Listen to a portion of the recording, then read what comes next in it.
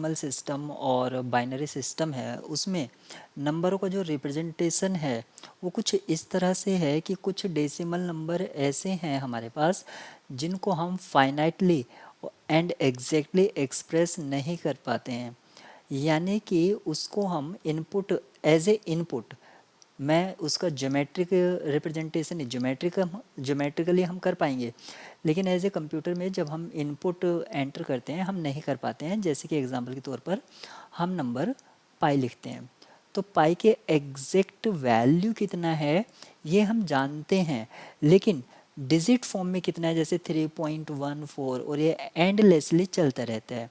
इसी तरह हमारे पास √2 √3 √5 ई और 1/3 भी है। अब 1/3 इसका जब आप बाइनरी रिप्रेजेंटेशन देखेंगे तो ये आपका या 0.1 का देख लीजिए, 0.1 का जब बाइनरी रिप्रेजेंटेशन देखेंगे तो वो नॉन टर्मिनेटिंग है। क्या है? Non terminating.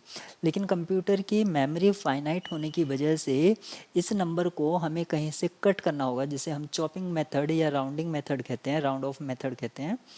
तभी हम इसको कंप्यूटर में स्टोर कर पाएंगे क्योंकि कंप्यूटर की मेमोरी फाइनाइट है। तो किसी भी नंबर को जब हम रिप्रेजेंट करेंगे तो एक स्टैंडर्ड वे में करेंगे जिसको हम बोलते हैं नॉर्मलाइज साइंटिफिक नोटेशन।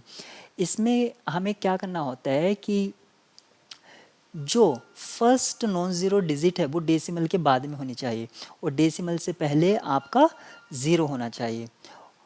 उससे पहले आप क्या है साइन को यूज़ कर सकते हैं, अदरवाइज और कुछ यूज़ नहीं कर सकते हैं। यहाँ पर जैसे कि फर्स्ट एग्जांपल में आप यहाँ पर देख सकते हैं 732.5051।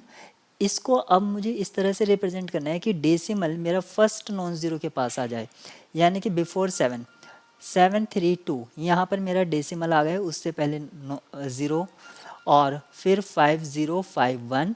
क्योंकि मैं जो हूँ 3 पोजीशन जंप कर रहा हूँ तो 10⁻³ ये मेरा नॉर्मलाइज्ड साइंटिफिक नोटेशन हो गया है। ये जो नंबर है ये आपका कहाँ से कहाँ तक वेरी कर सकते हैं 0.1 से, क्योंकि फर्स्ट नॉन ज़ीरो एंट्री क्या हो सकती है 1 हो सकती है। लीस्ट नॉन ज़ीरो एंट्री क्या हो सकती है 1, और कहाँ तक हो सकती है स्ट्रिक्टली लेस देन 1 नहीं कर सकते हम।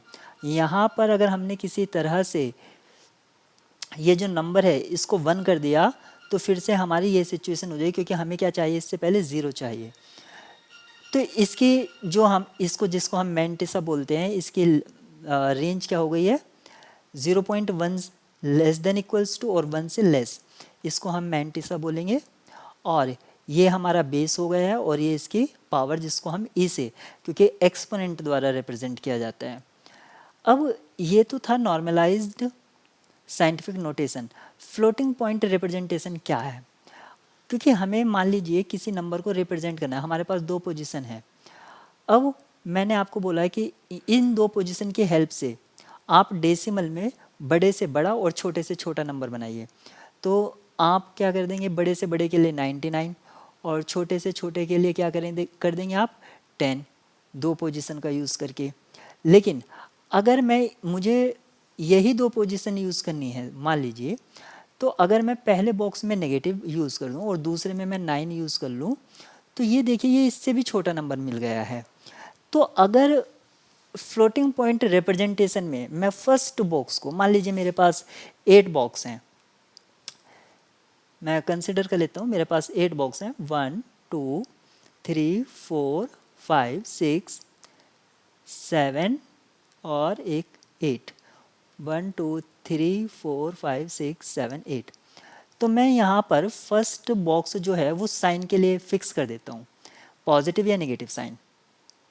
पॉजिटिव को हम 0 से दिखाएंगे और नेगेटिव को 1 से दिखाएंगे। पॉजिटिव को हम 0 से दिखा देंगे और नेगेटिव को हम 1 से दिखा देंगे। और ये जो मैंने 4 पोजीशन मान लीजिए मैं फिक्स कर देता हूँ 1 2 3 4, यहाँ तक ये मैंने फिक्स कर दिया मैंटिसा के लिए। और यहाँ पर ये मैंने साइन के लिए एक्सपोनेंट के, क्योंकि जो पावर थी जैसे -99 या +99, तो ये उसके प्लस या माइनस के लिए हो जाएगा और यहाँ पर 99 आ जाएगा। तो इस तरह से मैं एक नंबर को रिप्रेजेंट कर सकता हूँ। तो यहाँ पर हमने, क्योंकि हमारे जो कंप्यूटर की है कुछ लिमिटेशन है, तो मान लीजिए हमने उसको फिक्स कर दिया है। सपोज वी हैव लिमिट, तो मैंने अगर लिमिट को फिक्स करा है, तो मुझे कोई अगर रियल नंबर दिया जाए, कोई भी रियल नंबर, अब मुझे उसको मशीन में डालना है, तो मैंने उसकी लिमिट सेट कर दी कि इसका रिप्रेजेंटेशन कितना भी बड़ा हो सकता है, वो लैग पोजीशन तक जा रहा है मान लीजिए, या 10,000 पॉइंट के बाद वो इनफाइनाइट नंबर ऑफ टाइम्स तक वो रिपीट हो रहा है, एंड ही नहीं हो रहा है, लेकिन मैंने अपनी मशीन को लिमिट है कि मुझे सिर्फ 7th या 8th पोजीशन ही इस फॉर्मेट में फिल करनी है, इस फॉर्मेट में फिल करनी है। तो मैंने क्या किया, मैंटिसा के लिए 4 पोजीशन फिक्स कर दी, एक्सपोनेंट के लिए इस तरह से आप देख सकते हैं ये पोजीशन फिक्स कर दी है, और फर्स्ट बॉक्स जो है एक तरह से मैंने साइन के लिए फिक्स कर दी।